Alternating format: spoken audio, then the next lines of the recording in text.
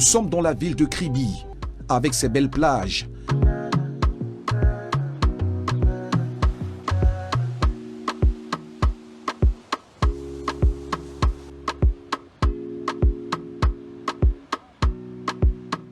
La métropole attire de nombreux touristes et chercheurs d'emploi. Sa métamorphose de ces 10 dernières années démontre de l'essor économique dans lequel se plonge la belle Kribi.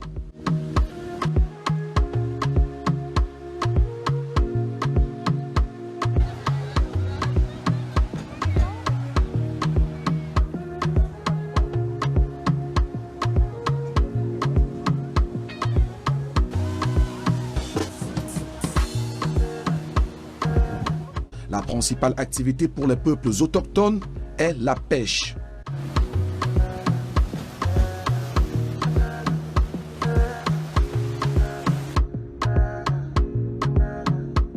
Nous sommes ici au quartier Bossigi, dans le 2e arrondissement. Dans cette cour que nous foulons se trouve le domicile de Jacqueline. Mère au foyer, elle vit avec son copain venu profiter des opportunités que offre la ville, mais hélas. Le jeune homme débrouillard ne cesse de cumuler les petits jobs. Dans cette pièce qui sert à la fois de salon et cuisine, le petit couple y vit en cachette, surtout depuis l'avènement de cette maladie que traîne Jacqueline. Ma maladie a commencé en 2018. J'avais régulièrement mal aux dents. Quand j'avais mal aux dents, mes 2 mâchoires gonflaient souvent, avec la face comme ça. Quand le mal de dents disparaît, le côté-ci finit et le côté-ci ne finit pas. Ça restait souvent gonflé, toujours comme ça. Peut-être quand le mal de dents réapparaît encore, le côté-là gonfle toujours. Le côté-ci finit, mais le côté-ci ne finit pas. Quand j'ai vu que le côté-ci ne finit pas, ça fait des mois et des mois, des années, le côté-là est toujours comme ça. Les gens ont commencé à me dire, achète telle pommade, tu appliques, ça va finir. C'est comme ça que j'ai acheté les pommades. J'appliquais, mais ça ne finissait pas. Il y avait une petite boule au niveau d'ici en bas de la mâchoire. C'est d'où ça a commencé, une petite boule qui restait là, en bas de la mâchoire. J'appliquais toujours les pommades, mais ça ne partait pas. Et c'était là, ça ne faisait pas mal et ça ne grossissait pas. Du jour au lendemain, donc c'était là une petite boule. Ça a fait peut-être 3 ans. La petite boule était là. C'est comme ça que je suis restée, toujours dans les pommades. Dans mon cœur, je me disais aussi que peut-être j'avais mal aux dents. Un jour, ça va aussi partir. C'est comme ça que je suis restée. On m'avait quand même aussi conseillé de partir à l'hôpital. Mon oncle, le grand frère de mon père, il m'avait amené à l'hôpital. Mais la boule était toujours visible. Mais la boule était déjà visible. La boule au niveau d'ici, c'était déjà visible. Quand il m'a amené, il connaissait un docteur là pour aller me présenter. Le docteur là lui a dit que non, il faut qu'on parte à Yaoundé ou à Douala pour un peu examiner ça. Cela dure aujourd'hui près de 5 ans que cette masse est déclarée. Tout aurait commencé par un vulgaire et banal mal de dents, ce qui causait chez Jacqueline de constants gonflements de la mâchoire. Après guérison du mal de dents, la surprise désagréable qui sera constatée est cette masse qui va définitivement s'installer, en grossissant au fil du temps. Jacqueline va choisir pour option l'automédication. Cela passe par l'application des pommades sur cette partie du menton concerné. Malheureusement, des semaines, voire des mois plus tard, rien ne va changer.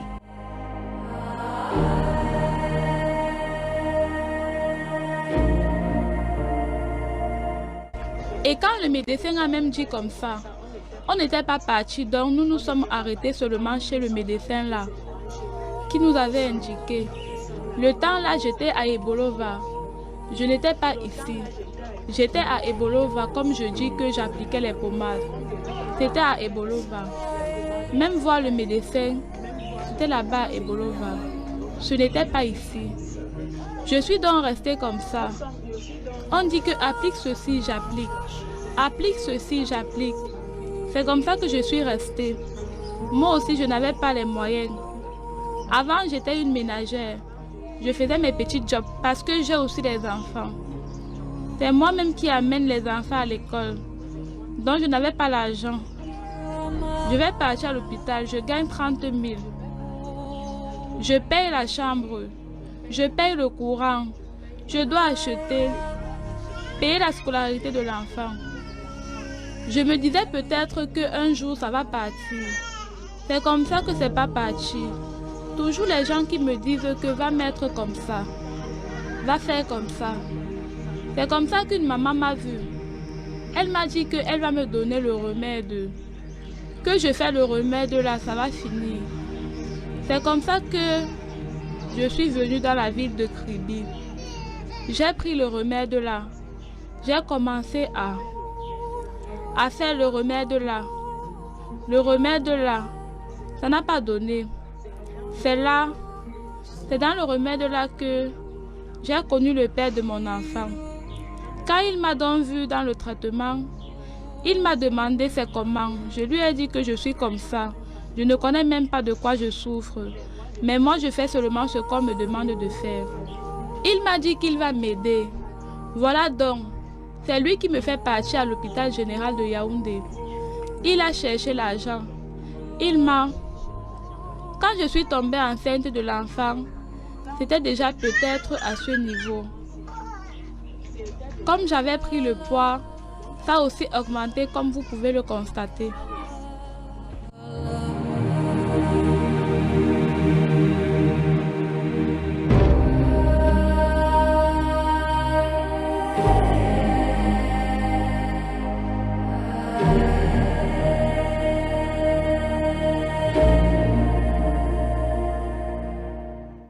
Jacqueline va se laisser conseiller par son entourage. Des potions miracles lui seront recommandées. Elle va appliquer toutes sortes de pâtes sur la zone concernée, mais aucun changement ne sera opéré. Le jeune couple va donc entreprendre cette fois d'emprunter le chemin médical. À la force de leurs ressources financières, ils iront à l'hôpital général de Yaoundé, où plusieurs examens seront demandés. Il m'a envoyé à l'hôpital général de Yaoundé. Quand j'arrive à l'hôpital général de Yaoundé, je vois le médecin. Le médecin prescrit les examens. Je paye les examens. Je fais. On dit que je viens prendre dans 2 jours. 2 jours, le résultat est sorti. Après le résultat, on m'a encore prescrit l'IRM que je dois faire. Quand je suis donc partie à la caisse pour savoir combien coûte l'IRM, on a dit 150 000. Il m'a dit que j'attends demain. Il va chercher l'argent. Il va m'envoyer pour que je paye l'IRM. Le lendemain, j'ai payé l'IRM. On ne m'avait pas éclairci qu'il y avait encore l'autre ordonnance à payer. L'ordonnance était 50 000. Quand je pars donc présenter la facture là où on fait l'IRM, on me dit que je dois encore payer la facture 50 000 comme ça. Il me dit que bon, c'est comme ça, voilà tout l'argent que j'ai cherché. Je t'ai envoyé pour payer l'IRM. Il faut rentrer. Je vais chercher l'argent comme ça, tu vas aller payer l'ordonnance. Je suis donc rentrée. Il s'est battu, il m'a donné l'argent. Je suis partie, on a fait l'IRM. Quand on a fait l'IRM, on m'a donné un peu le temps pour que je parte récupérer les examens. L'IRM. Je suis donc rentrée. J'appelais aussi là-bas, on m'a fait signe que je peux déjà venir récupérer l'examen. L'IRM. Je suis donc rentrée. J'appelais aussi là-bas, on m'a fait signe que je peux déjà venir récupérer l'examen. Je suis arrivée, j'ai pris l'examen. Quand j'ai pris l'examen, on m'a dit qu'il faut que je parte consulter l'ORL.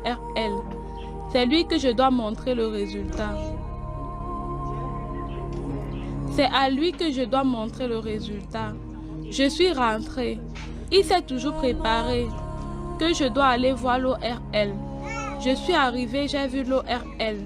Je lui ai présenté les examens et tous les examens que j'avais déjà faits. Parce que c'est l'IRM qui était l'examen clé, ce qu'on m'avait dit là-bas. Je lui ai présenté les examens. Il me dit, oui madame, on va vous opérer. Je lui ai donc demandé que, parce que mon ami ici m'avait dit qu'il faut que je demande. On nous dit d'abord ce que, le montant de l'opération. Quand je lui demande ce montant de l'opération, il me dit que madame, l'opération avec tout ce que vous aurez, l'hospitalisation, tout, il faut venir à l'hôpital avec 1 million. C'est comme ça que j'ai dit que monsieur, je n'ai même pas l'argent. J'ai même trouvé quelqu'un, l'âme de bonne volonté qui m'aide. Lui-même, il ne fait rien. Sans lui, on a déjà dépensé à l'hôpital. Avec mon transport, c'est déjà très fort. Il a dépensé pour l'hôpital. Avec les examens, c'est comme ça qu'il me dit que bon, madame, il faut chercher l'argent pour l'opération. Si vous avez l'argent, on va vous opérer. Il appelle un autre médecin là, que je ne connais pas, pour qu'on m'écrit les choses qu'on doit écrire. Il me donne la facture. Je vais appeler ça la facture. C'est comme ça que le médecin là écrit tout. Il m'a donc amené là où on doit aller signer. Quand on me remet le papier, j'ai ça ici. On m'a demandé à l'hôpital 1 080 000 pour l'opération. La pathologie de Jacqueline la soumet à plusieurs contraintes. Ses habitudes comportementales également sont affectées du fait de cette tumeur. À cause de l'argent comme ça, je suis donc rentrée ici avec la facture 1 083 000. C'est lui, grâce à lui, que je suis partie à l'hôpital. Il ne peut pas avoir les moyens là. Il est seul. C'est lui le seul. C'est lui seul. Il me soutient comme ça pour avoir 1 083 000 pour aller à l'hôpital. Il ne peut pas avoir. Le tout, si pour dormir, je dors seulement le côté où il y a la masse. Je ne peux pas dormir le côté-ci. Je dors maintenant le côté-ci. Et quand il y a le soleil comme ça, je ne dois pas rester sous le soleil. Je ne veille plus donc. Pour dire quoi? Je dois dormir tôt parce que si je reste peut-être jusqu'à 1 h du matin, jusqu'à 1 h du matin, que je me couche, j'ai les violents maux de tête. Donc je dors comme ça. Si je fais téter comme ça, elle se couche de ce côté. Elle se couche de ce côté. Moi-même, je me couche de l'autre côté. Même si je me couche de l'autre côté, je me couche toujours le côté-ci parce que quand je me couche du côté-ci, j'ai l'impression que ça descend. Ça descend et ça m'étouffe. Même si je suis dans le sommeil, je vais me réveiller et je vais commencer à m'étouffer. Le conjoint de Jacqueline, Eric, est le seul pilier sur lequel elle peut s'appuyer. Le pauvre jeune homme tond les pelouses pour la survie de leur famille. Cette maladie est un autre lourd fardeau à sa charge au-delà de la pitance qu'il faut trouver tous les jours pour les enfants. C'est trop critique pour moi parce que pour le moment, elle est fait les comportements à la maison. Moi, je suis obligé de me battre seul avec les enfants. Ça devient plus dur. Vu qu'elle doit préparer, les deux, elle va aller au marché. Les travaux pénibles, elle ne peut plus le faire. Vous voyez, quand vous trouvez une fille, elle n'a pas personne qui peut venir pour demain et que vous avez la volonté de l'aider, on ne peut pas, on est obligé de le faire. Le voisinage qui partage le quotidien avec ce jeune couple témoigne de la souffrance et de l'indigence dans lesquelles baigne la petite famille. Des faveurs et grâces leur sont quelquefois faites par leur bailleresse. Ces derniers temps, ça a trop pris de l'ampleur. Elle est donc venue me voir qu'à bailleresse, je n'arrive plus à comprendre ma maladie ici. Parce que moi-même, j'étais aussi malade. Mais moi, j'avais un goitre de thyroïde. Quand les médecins de ONG sont venus faire les opérations gratuites ici, je l'ai aussi amené là-bas. eux, ils ont dit que le cas, ils ne peuvent pas. Mais eux, ils m'ont traité, ils m'ont soigné. Donc, quand je la vois comme ça me fait mal au cœur. C'est là où je l'ai conduit. Parce que moi, j'avais votre beau numéro, même le numéro de ici à Pédi. C'est moi qui l'ai amené là-bas, chez Joseph Abedabé. Le reportage, on a fait. La situation de Jacqueline préoccupe et urge. Le temps n'est pas en sa faveur. Pour son cas, il faut une réaction prompte pour sauver cette jeune mère. Ses larmes ont tari. Il ne lui reste plus que l'espoir. Un espoir qu'elle porte sur nous, la chaîne humaine de solidarité que nous constituons. Sauvons cette vie.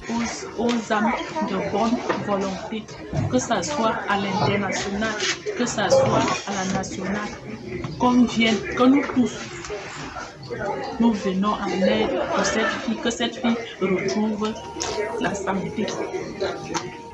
Donc je demande pardon vraiment, que tout le monde, les âmes de bonne volonté m'aident, que je puisse m'opérer. Parce que si je reste encore comme ça, je ne connais pas quand est-ce que peut-être on va venir me trouver, je suis déjà morte. Parce que si je reste encore comme ça, je ne connais pas quand est-ce que peut-être on va venir me trouver, je suis déjà morte. Parce que ça ne fait qu'évoluer de jour en jour. Parce que ça ne fait qu'évoluer de jour en jour. Ce qui nous regarde à l'heure actuelle, nous, on vous demande seulement un coup de main parce que tous les moyens qu'il y avait sont déjà épuisés, déjà bien petits. Donc, il vous demande pardon, vous pouvez m'aider.